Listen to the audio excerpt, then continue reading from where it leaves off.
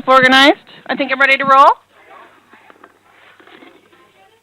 Yesterday was our start of Chapter 12, where we went through and learned about calculating earnings. There's two parts when you get your paycheck. The first part is what you earn, and the second part are what your deductions are. So earnings is pretty straightforward. It's either based on your salary, your hours, or your pieces that you would make.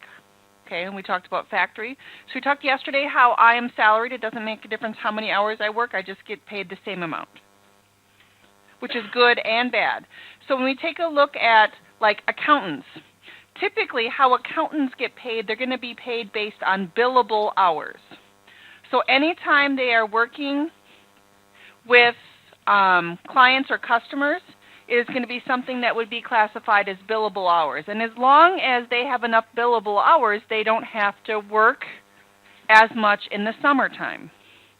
Right now, accountants are very busy because this is tax season, and they have to go through and they help a lot of clients and customers. So they may have, for example, 80 billable hours in 1 week right now. But then the company may say, as long as you go through in July and you have 15 billable hours in a week, you're fine, because it'll all weigh out evenly based on what's being done. So they do have a little bit more freedom with their schedules in the summertime, but not necessarily over the wintertime. So when we take a look at what we're doing in 12.2, we're taking a look at individual employees, and we have to figure out what their deductions are. And I talked about the difference yesterday between myself and Mrs. Glover. How even if we had the same salary, our paychecks would be different based on our deductions. I have 2 kids, Mrs. Glover has 1 kid. Now, Mr. Reuter and I, if we had the same salary, would we get paid the same amount, the same take-home pay? Because he has 4 kids, and I have 2, so the amount of deductions.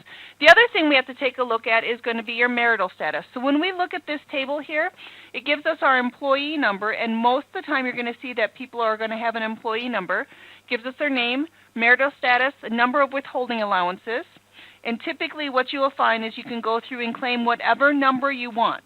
So I could, when I'm filling out my employment information on my W-4, I think I told somebody yesterday W-2. Was it you, Jaden? Did I correct you the wrong way?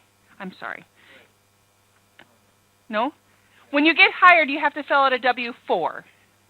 And that's going to be where you put your name and your address and your Social Security number and your number of withholding allowances. There is an example of a withholding allowance on page 346. If you look in your textbook on page 346, you'll see at the very top. I could go through and say I want to have withholdings of 20. There's nothing wrong with that. Does that mean that the government is going to go through and let me have 20 withholding allowances? What do you think? When I file my taxes, I have to go through and have Social Security numbers for anyone that I am claiming as a dependent. So in order for me to claim 20 people, I would have to have those 20 Social Security numbers. So that's going to be one of the things that will be on there. But you as an individual can determine what is going to be in your best interest for going through and filing your taxes. So basically what happens is the bigger the number you have for withholding allowances, the less money is taken out for taxes. Okay? That would mean you would most likely, if I claimed 20, I would have to pay in a lot when we went through and did our taxes for due coming up next week. Okay, go Riley. So in order to complete this assignment, you are going to need to use your textbook, because we have page 347 and 348 in your textbook that are going to have a tax table. So what's going to happen, and even when you have your test on this chapter, a page 347 and 348 is not something you would ever have to memorize. Okay? What you need to know is you need to know how to use the tax table. 1 page is for single and 1 page is for married. So we would have to go through and use the appropriate tax table in order to calculate your federal income tax. To calculate Social Security and Medicare, it's always a % of your earnings. So let's go through and figure out our federal income tax withholding for all of our individuals. So I'm going to look first at Eric Bates. We can see that Eric Bates is married. So am I on page 347 or 348? 348. Okay. I'm going to try to use my document camera, but it is not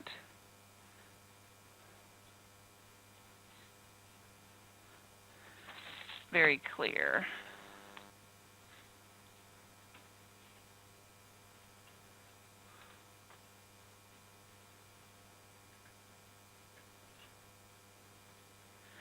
So when I look at my document camera,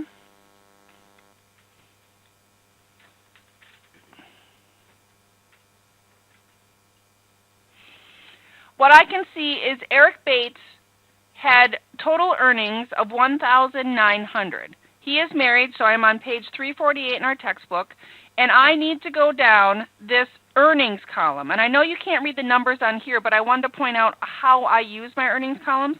You will find that he had total earnings of $1,900.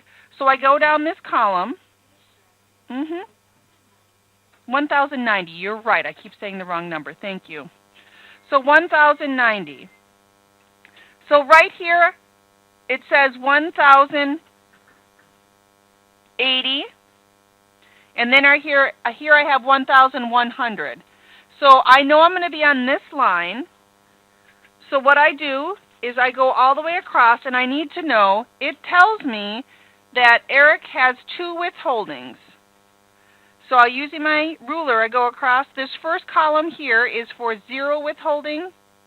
This is 1 withholding, and then this is 2 withholding. So what would be Eric's federal tax?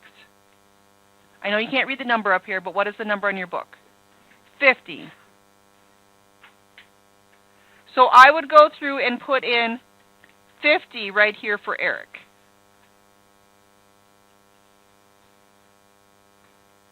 Let's do the same thing for Jason. What page am I on for Jason? 347 or 348? 347 because he's single. So when I look on page 347, I can see that Jason has earnings of $840. I think I said that one right.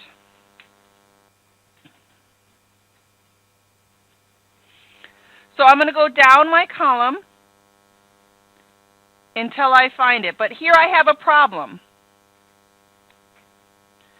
I have 840 in the first column, and I have 840 in the second column. Do you see that, where 840 is twice? The first column on the very top up here, it says at least. The second column right here says but less than. So my question to you is, has Jason earned at least 840 or less than 840? At least. So for example, if Jason earned $839.99, then we would go to the at least. So instead of them putting cents on there, that's why they use the at least but less than. So I'm going to go on the at least column, and how many withholdings does Jason have?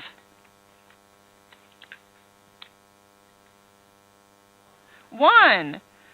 So using my ruler, it helps me to go across. My first column here is for 0 withholding. Second column is for 1. So what is my withholding for taxes? Peyton, what did you find for Jason? 77. Agreed.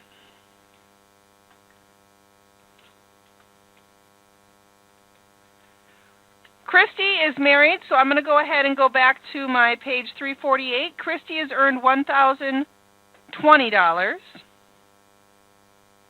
So I run into the same problem with Christy. Right here I have at least 1,020, but less than 1,020, so I need to go down to the next column, and she has 3 withholding allowances. So I'm going to go 0, 1, 2, 3. So Ben, what is the withholding allowance amount for Christy? 31. Agreed. Now Sharon is single, so I need to flip back to page 347. Oh, and if you're done, you can put it in the basket. So Sharon earned $980. So I'm going to go to the at least 980, but less than 1,000. And she has 2 withholding allowances, 0, 1, 2. So what was my withholding allowance, Jennifer? 79. Thank you.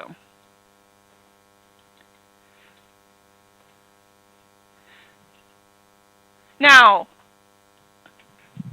again, you do not need to have the tax table memorized. You just always need to know how to use the tax table. Okay, so it will be provided for you on the test, but you need to know where it is. Now, there's no other way of going through and double checking these numbers unless you just do it carefully. Because if you make a mistake on one of their withholding allowances, their paycheck is going to be incorrect. So that is how we calculate federal income tax withholdings. To calculate our Social Security tax, we have to use our percentages. And our directions do tell us that to calculate the amount of Social Security and Medicare tax that must be withheld for each employee, use a Social Security tax rate of 6.2% and Medicare tax as a 1.45. So all I have to do is, using my calculator, I'll put in 1,090 for Eric, and I'm going to multiply that by my percentages. So I'm going to do 0.062 for my Social Security.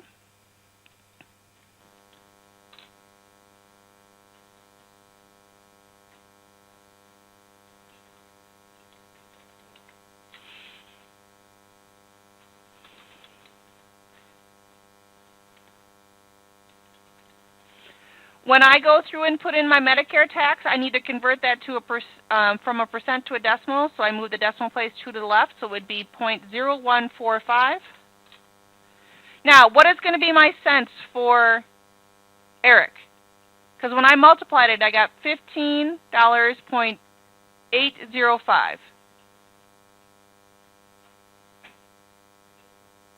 So I'm going to have to do my rounding. So this is going to be $15.81.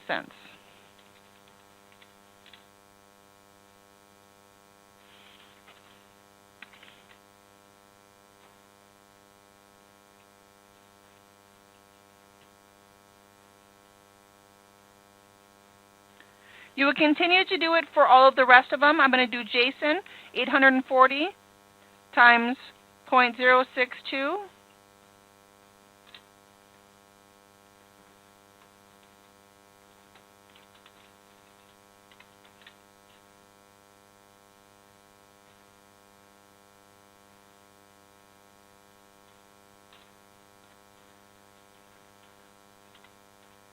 When I multiply by his Medicare tax, it'll be $12.18, excuse me.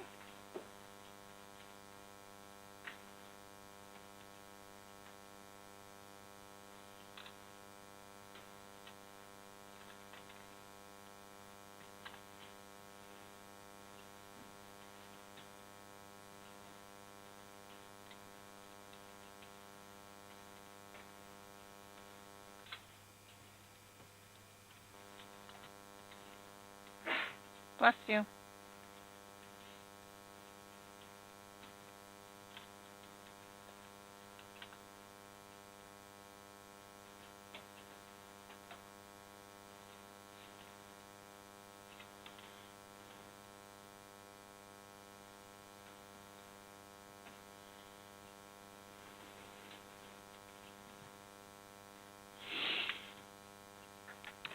When you're doing payroll, it's important to note that every employee must have a Social Security number. Laws ensure that most infants who are at least 1 year old by the end of tax year have a Social Security number. So employees will have received their Social Security number as a child. Employees without Social Security numbers can apply for numbers at any nearest Social Security office, and there is one in Appleton. Employees are responsible for contacting their employers when the number of dependents change. A new W-4 form can be completed and a copy of the form sent to the IRS. Basically, if you go through and complete it for your employer, you should find it will be updated all the time. Now, there are two taxes that we're withholding, and one is going to be Social Security and one is Medicare. Does anyone know what Social Security is? We went through and calculated it, but what is Social Security?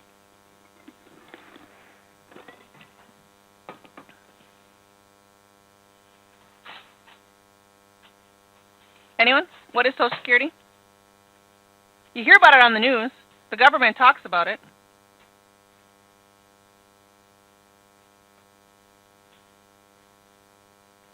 You don't have to do on your own. What is Social Security? This will be a test question.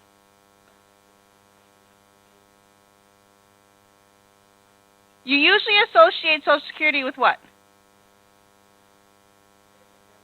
Disability? I don't know if necessarily, it can be disability. But most of the time people associate it when they're retiring and they get money back. So what happens is, anytime you receive a paycheck, a portion of your paycheck is going to be paid to the government. Now, this is important. Make sure you are not typing right now. You need to hear this because this is in the book. I'm going to explain it now. Social Security has something called a tax base. A tax base means once you get to a certain number, you no longer have to pay into it. So Social Security and Medicare have a tax base which is going to be set by Congress, and Congress can go through and change that tax base at any time. So what we're saying for our textbook, we're going to say at $87,000, once your total earnings have earned $87,000, you no longer need to pay Social Security and Medicare. Now, this is important because do you think many people have reached $87,000 in January? Because you're talking about your earnings for a year, and the year is going to start January to December. So in January, not a lot of employees will have earned $87,000. How about when we get to November? May you have employees in your business that have earned $87,000? Possibly, depending on how much they're getting paid, right? It is your job as an employer to know once they've reached that tax base number and not take out any more taxes from their paycheck. So right now, in our directions, they have told us that none of the employees have met that tax base. But what you would have to do anytime you calculate payroll is look to see what is this person's total earnings.